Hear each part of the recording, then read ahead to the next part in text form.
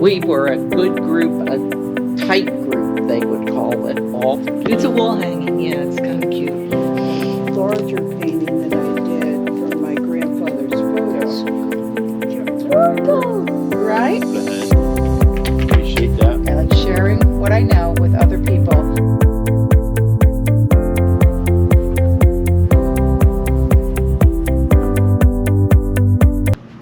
Hello, our names are Carlos and Liana. Today is April 28, 2026, and we are at Tuckerton Elementary School in New Jersey. We are interviewing Miss Mary May as a part of Tuckerton Seaport's This Is the Place project. Thank you for joining us today. We have a few questions for you today. Do you live in Tuckerton? No, I do not. Has your family lived where you live for a long time? I live in Forked River, New Jersey. I've been there with my family now for over about 42 years. So I've always lived in New Jersey. I lived a little north of Ocean County. I lived in Monmouth County. That's where I was raised and I grew up. But I currently, with my family, live in Forked River. What are some of your favorite places or restaurants in Tuckerton? Oh, well, I have to say that Dynasty Diner is one of my faves. I've been I going like there that for a place. long time. It's a good place. It's a good place. We know you are a basket maker. How did you start making baskets? I always worked with my hands. I came from a family that my father was a carpenter and he made do and he could fix everything. So seeing things made, working with one's hands was always intriguing to me. And one day I saw a beautiful handmade basket and I said to the woman, I said, you made that? And it was very exciting. She said, oh yes, I make baskets. And I said, ooh, how can I learn more? Who taught you to make them? Well, I'm primarily self-taught. Huh? Okay, so I'm considered a folk artist. But I have gone on and I have taken classes. I have had a master basket maker show me the way. I go into museums and I look at historical baskets, and if they tell a nice story to me, if I like the lines of the basket, if I think it has form, and I believe the basket is functional, then that's probably going to be my next basket I make. Oh, very nice. How long does it make to make one basket? Well, that's my favorite question. I get asked that a lot. I'd like to say I've been a basket maker now for more than 30 years, so I always say 30 years experience always goes into each one of my baskets. So even if I make a basket today, it still collects the 30 years of my hands and my knowledge. So that's how long it takes to make a basket. I have one more question. I don't want that one. Does it hurt when you make the baskets? I have been very fortunate. I use my hands are really my main tool for my work. I have to shape and form everything. Just now I get I must have a little arthritis in my hand, but other than that, no, I'm real good to go.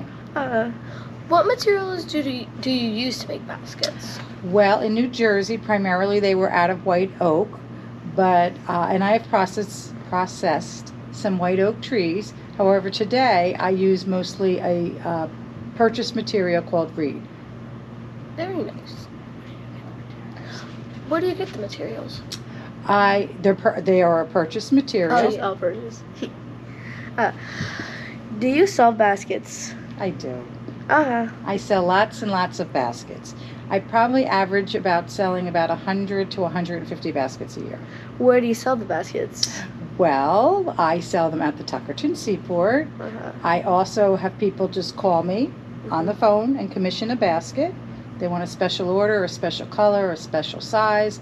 Or I do have a website, and I do go to a few craft shows. Have you ever made a mistake while making a basket? That's funny. That's a good question.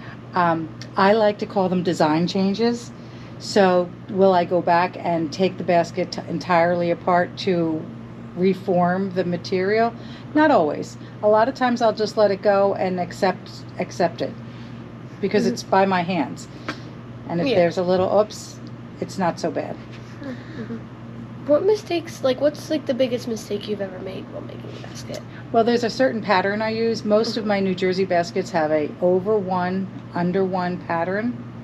Okay, so I made this complete basket and I missed it. I went over and I didn't notice it, and I finished the basket. I tagged it. I put it out for sale.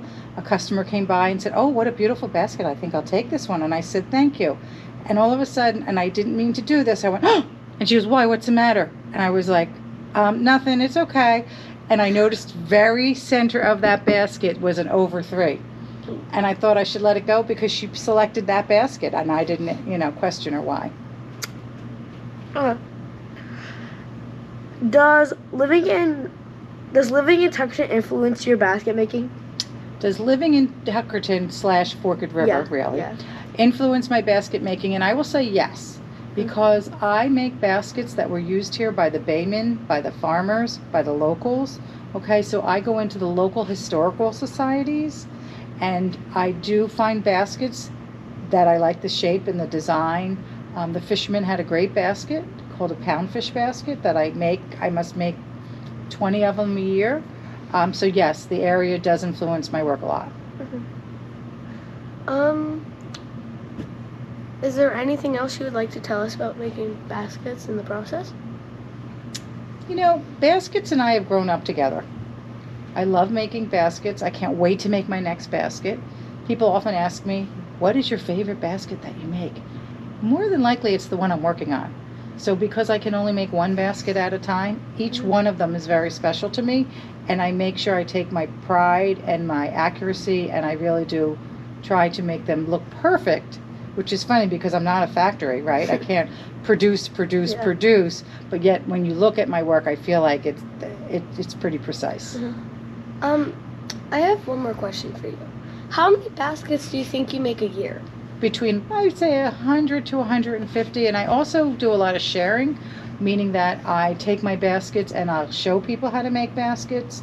I'll also share the stories of the baskets, because a lot of my baskets locally that I find locally are historically significant to this area, and that's the part I like. I like sharing what I know with other people and seeing them accomplish and completing a basket. I have one more question. Why do you think basket making is important? Oh, that's a good one. When I look at a basket, I look at it as it's a story, okay? And what story does it hold? And how do I learn about these baskets? What did they do? What are they doing for people today? So I do a lot of information. I get a lot of information from historical photos. There'll be a gentleman, maybe he's fishing and he has the basket alongside of him. And from that picture, I can gather the size of the basket, the depth of the basket, how much fish will go into the basket, and then I can recreate it. So for people today, why would someone today want to buy something that was probably made in 1950? Why do they want it today? So what I've done is I started to change my work just a little bit from historical significance to a contemporary look, just meaning that I've updated to materials that people like today, which could just mean adding leather handles because people like to feel leather, or putting in ceramic or pottery handles and changing the look so it fits into the decor of people's lifestyles and homes today. Yeah. What made you want to work at the Seaport? Well, the Seaport and I have gotten old together, and it's just a great place. Have you guys been? Yes. All right. Many times. Isn't it relaxing? It's cheerful. Yes. It always has something interesting going on. Every season tells a different story. It's a very happy place to be. It is, really. What do you hope people feel or think when they see your baskets? I hope that they can use them.